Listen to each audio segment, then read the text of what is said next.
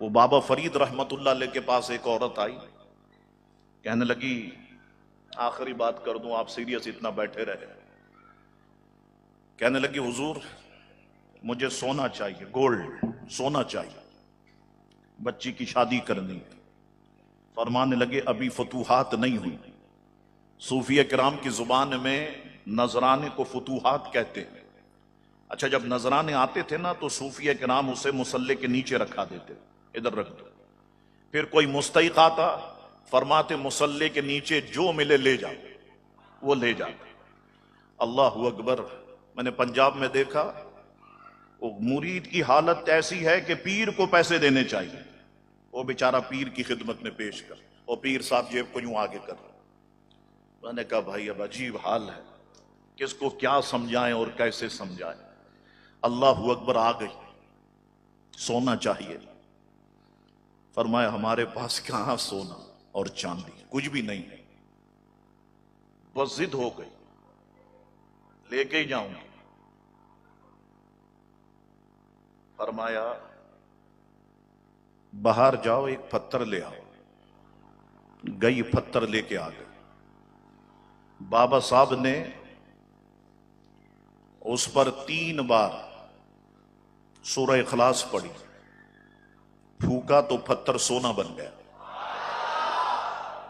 اب روح کو سکون ملا، لو لے جاؤ، جاؤ بچی کی شادی کرنا. گھر جب پہنچنے والی تھی خوش ہو گئی. مولوی صاحب نے سونا کیسے بنایا جاتا ہے سارا طریقہ بتا دیا. پتھر لینا ہے، 3 بار سورہ اخلاص پڑھنی ہے، پتھر سونا بن جاتا ہے. گھر چلی گئی، غسل کیا، نئے کپڑے پہنے، باہر برتن میں اتنے سارے پتھر اٹھا کے لے آئی. بیٹھ گئی، پتھروں پہ بھی عطر لگا دیا. اعوذ باللہ من الشیطان الرجیم، بسم اللہ الرحمن الرحیم، قل هو اللہ احد اللہ الصمد لم یلد ولم یولد ولم یکن لہ کفوا احد. بابا صاحب نے تو 3 بار پڑھا، اس نے 3 لاکھ مرتبہ پڑھ دیا. وہ پتھر پتھر ہی رہے، سونا نہیں بنے. وہ صبح ہی صبح آ گئی جھنجھلاتی ہوئی، کہنے لگی آپ عجیب انسان ہیں. بابا صاحب نے فرمایا تو نے سونا مانگا، ہم نے دے دیا، اب کیا ہوا؟ کہا آپ نے جب پتھر منگایا تھا نہ تو آپ نے غسل کیا، نہ نئے کپڑے پہنے، نہ وضو کیا، نہ عطر لگایا، نہ پتھر پہ عطر لگایا. سورہ اخلاص 3 بار پڑھ کے پھونکا، پتھر سونا بن گیا. میں تو گھر پہ گئی، غسل کیا، نئے کپڑے پہنے، باہر سے پتھر لے کے آئی، پتھروں کو دھویا، برتن کو دھویا، پتھروں پہ عطر لگائے، سکھانے کے بعد بیٹھی. میں نے 3 لاکھ بار سورہ اخلاص پڑھی، پتھر پتھر ہی رہے، سونا نہیں بنے. کیوں؟ بابا صاحب کے آخری جملے ہیں، رات بستر پر جب لائٹ بند کر کے لیٹو نا، صرف اس پہ غور کر لینا.